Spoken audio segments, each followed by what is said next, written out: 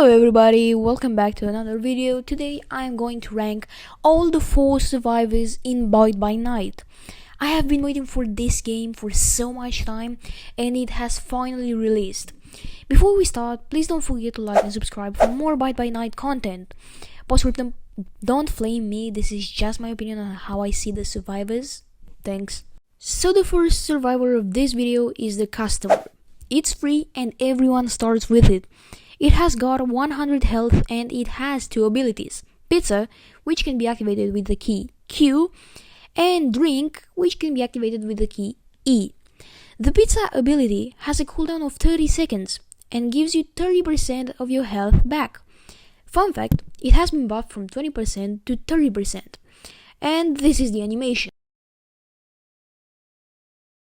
The Drink ability has a cooldown of 65 seconds, which is like 1/6 of the whole game, and gives a few buffs as well as a debuff at the end.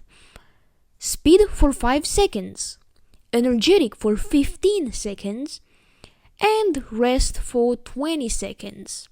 When Energetic ends, they gain slowness for 3 seconds. And this is animation for the ability. Overall, this class is alright, however, it just isn't that good to be honest, and if you can, you should try saving up for other survivors. The second survivor is the Medic. It costs 400 scraps and it has 10 less HP than the rest of the classes, so that means 90 health. It has 2 abilities, which are Heal, activated with Q, and Self-Heal, activated with E. For the Heal ability, the player will stand still with an animation glowing green and giving a prompt to the other players nearby. If a teammate interacts, they and the medic will be put in the healing animation, healing the teammate by 5 HP every 2 seconds. The medic is only able to heal a maximum of 30 HP at a time and may overheal to a maximum of 25 extra HP. Moving as the teammate will cancel the animation. Medics are also unable to heal other medics. Duh, isn't that logic? It has a cooldown of 45 seconds. Here's the animation.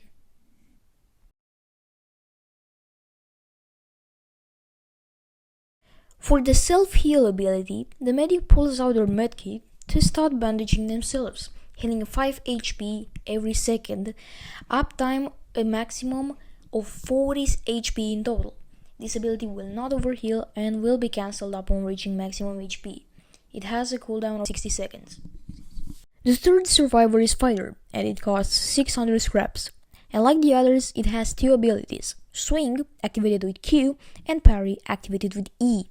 For some reason, it has only 100 health and no armor, which is crazy for the only class that can fight back, but whatever. The Swing ability has a cooldown of 30 seconds, and the fighter lunges forward and slashes at the killer with the fire axe. If hit, the killer will be stunned for 3 seconds, gaining additional debuffs based on the number of parry charges the axe has. One charge will only deal the 3-second stun with no additional debuffs. 2 charges will inflict blindness on the killer, while 3 charges will inflict both blindness and confusion. This ability is only usable if you have a stack gained from landing a parry.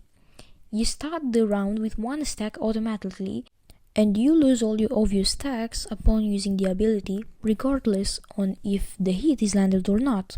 The parry ability has a cooldown of 30 seconds as well, and the fighter blocks an attack from a killer, adding 1 charge for swing. It's important to know that parrying only works with close ranged attacks and or abilities as ranged attack, example being Sprinter Axe Throw, will cause you to still take damage. Missing the parry will result in you getting weakness for 2 seconds. So the cool thing about this is that I changed my mind about this class mid-editing.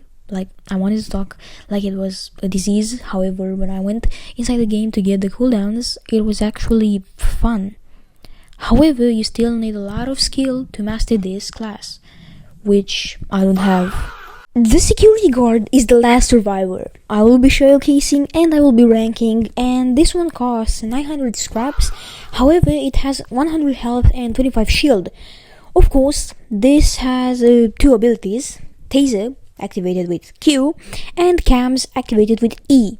The Phaser ability is pretty complex, but I'll try to explain it as quickly as possible. It has a cooldown of 10 seconds if you cancel it manually, 30 seconds if you hit a target, and 15 seconds if you miss. It has 4 stages, which you can charge by holding. The first stage will apply weakness for 3 seconds, and the last stage will apply slowness and confusion for 9 seconds. The Cam's ability is somewhat complicated, however it has a cooldown of 1 second. When you open your cameras, you will see the players, the killer, and the object you need to complete tasks with. By pressing them while on cameras, it will highlight them with either white if it's a player or an object, and it will highlight the killers as red. Overall, this is, in my opinion, the best survivor you can buy, hence its expensive price tag. Buy it whenever you can. So these are all the survivors, so do whatever you want with that info. Now it's time to rank them. This list looks nice. The first one is Police Officer, and it deserves an S tier. It's just an overall good survivor and you don't need a lot of skill. Now we have the Fighter Survivor, and guess where I'm putting it? Yes, at the lowest tier. I'm just bad with it and I can't hit any shots, but again I'll put it higher after that I've been editing this video, so please don't judge me. It low-key deserves an A tier. Now we have the Customer Survivor, and we're placing it in the A tier. I have no words for it, it's just balanced. And the last one is Medic, which goes into A tier as well. Pretty balanced, but of course can be better. Anyways, thanks for watching. Please don't flame me for this, it's just my opinion. But if you have another ranking list, don't forget to drop them in the comments and also tell me why you put them there. See you in the next video.